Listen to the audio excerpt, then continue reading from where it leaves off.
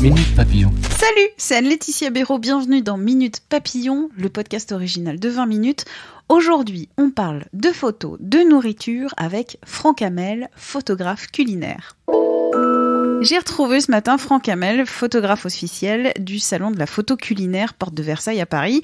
Alors le salon a commencé ce matin et sur le chemin, dans les transports, j'ai ouvert Instagram et recherché le nombre de publications avec le mot dièse, le hashtag food.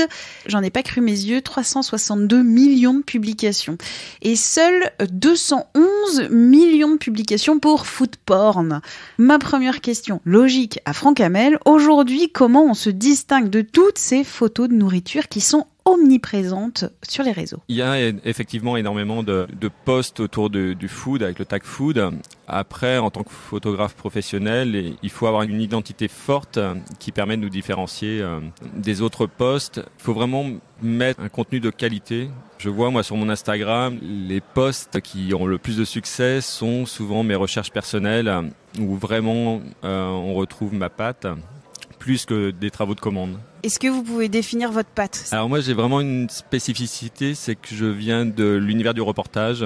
Je travaille en studio comme j'ai travaillé en reportage, c'est-à-dire en travaillant en lumière du jour et en m'adaptant à la lumière que je trouve le jour J. En regardant vos photos, il y a pas mal de décors assez sombres, donc très classieux. Est-ce que c'est ça votre signature entre des décors très classieux et un produit de luxe aussi? J'aime jouer sur le contraste et c'est vrai que les fonds sombres on touche très vite à l'univers du luxe. J'aime travailler en clair-obscur, comme la peinture classique qui s'éclairait. Il y avait juste une fenêtre pour éclairer l'atelier du peintre.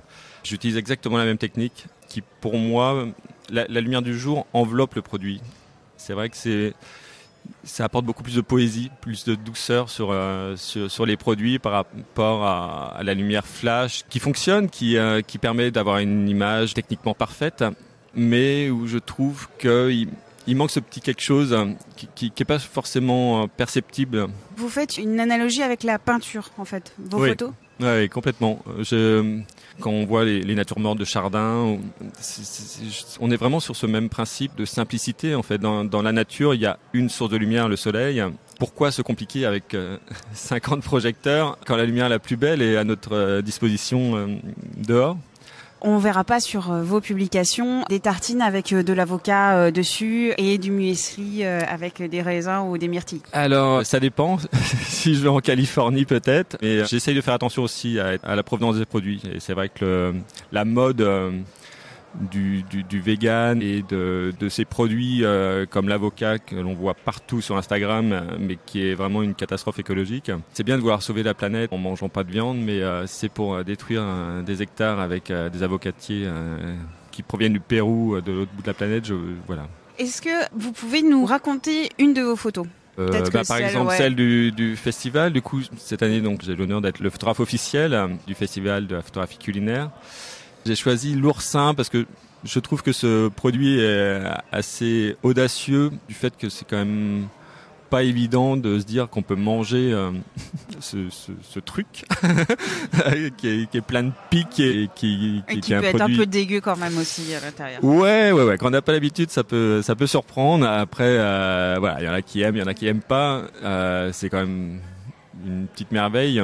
Et alors elle est comment cette photo? Et donc la photo, c'est une photo qu'on appelle en top shot, en vue du dessus, sur un fond bleu qui est un fond bleu clair que j'ai fabriqué. Et l'oursin est photographié en plein soleil, mais avec la lumière filtrée par une plaque de verre texturée, ce qui donne un effet de piscine.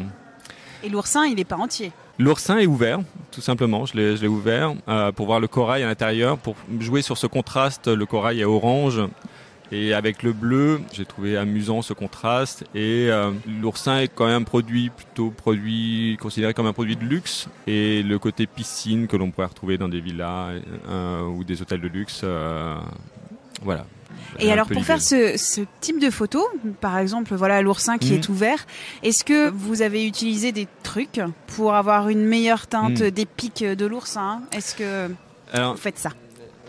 Aujourd'hui, on essaye de tricher de moins en moins sur les produits, également pour éviter le gaspillage, notamment le gaspillage alimentaire. Donc vous n'avez pas utilisé de spray pour rendre plus brillant le corail ou d'autres de peinture pour les pics? Non, c'est juste voilà, bien le nettoyer, l'ouvrir bien nettoyé, enlever le côté un peu cracra, comme on disait tout à l'heure, pour vraiment faire apparaître le corail, mais voilà. Jamais d'artifice pour vos photos? Toujours très limité. Ça peut arriver en fait, sur ce type de photos de produits beaux, je travaille tout seul. Après, sur des travaux de commande, on travaille souvent avec ce qu'on appelle les stylistes culinaires, qui sont là vraiment pour préparer les produits pour qu'ils soient photographiés. Et voilà, on peut tricher un petit peu de temps en temps. Sur la cuisson, par exemple, pour sous-cuire les produits, un petit coup d'huile éventuellement pour faire briller si ça ternit un peu trop. Mais voilà, on essaye de pas utiliser les techniques qui ont eu cours à une grande époque. Qu'on a pu voir sur une chaîne YouTube Blossom. L'année dernière, il y a eu une vidéo qui était quand même assez hallucinante de produits qui sont très transformés. Par exemple, on utilise de la purée colorée pour faire de la glace, ou on met de la colle dans une pizza pour faire le fromage, ce genre de choses. Donc vous, c'est pas du tout le même univers. Ça dépend des marques pour lesquelles on travaille. Oui, là, je parlais d'une pizza qui ressemblait beaucoup à une... Mais oui. On essaye on limite la triche. Je dis pas qu'il y en a pas, mais on la limite. Ouais. Est-ce qu'après le travail de la retouche, est-ce que c'est obligatoire? Est-ce que c'est optionnel? Ou est-ce que quand on a une belle lumière et un beau produit, ça se suffit à soi-même? Alors, tout dépend de la photo. La tentation est toujours très forte parce que c'est facile, la retouche aujourd'hui avec les outils qui existent. On a toujours ce choix de se dire tiens, si on allait plus loin. C'est d'ailleurs quelque chose qui est souvent très compliqué avec des clients pour des grosses campagnes 4x3 d'affichage où on fait appel à un retoucheur professionnel en plus du photographe, et où souvent les clients, comme ils savent qu'ils ont un retoucheur professionnel qui peut faire beaucoup de choses, lui demandent trop. Et souvent, on va trop loin dans la retouche. Donc, on lisse trop le produit. Ouais, le Claudia Schiffer du jambon. Voilà. Donc, moi, c'est vrai que je suis pas vraiment à l'aise avec cet exercice-là.